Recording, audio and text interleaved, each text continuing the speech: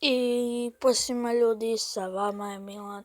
I ljudi moji, danas ćemo snimati likove koji imaju, pa sve, evo pokažu vam lika koji ima sve kartice Legendary level 5 u svom deku, a i neki ljudi koji imaju level 5 neke kartice, a i Royal Ghosta ću vam isto pokazati, a možda ima neki Magic Arch, nemam pojma. Evo, no, ja mislim da ova ima sve legendar. Ne, evo, Royal Ghost level 5 i Inferno Dragon level 5. Dobro, je to okej. A ljudi moji, evo ima i ova. Ova ima, vidite. What the hell? Odakle, vidi, King Tower, 583.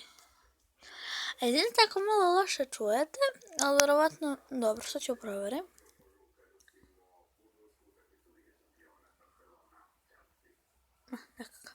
Ok, znači vidite, Miner se level 5, evo Inferno Dragon mi je najdraža karta, znači vidiš, damage per second ima 1277, wow. Idemo dalje neke likove, naprimjer ovaj, evo ovaj isto ima level 5 The Log, level 5 The Log, evo ovaj treći lik gdje šta on ima. On ima isto level 5 The Log, a ja sam vam pokazao treći lik. A evo četvrtog. Četvrti lik ima, evo isto. Level 5, ej. Ovi su prešli igricu, ej. What the hell? Legend Tropic isto. Evo i ovaj level 5. A ja imam Graveyard na level 1. A već, Miner i Bandit. A da vidimo klans, napravimo, ovo je najbolji klan.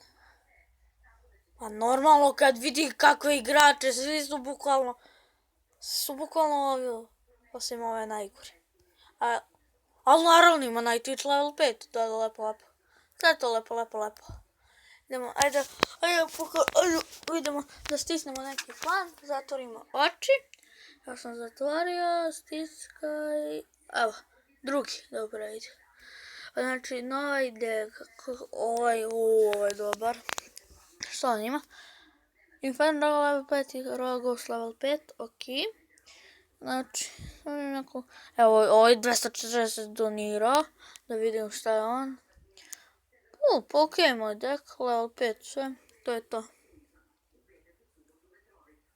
I ljudi moji, ako vam se ovaj video svidao, like, share i subscribe i vidimo se u sljedećem klipu.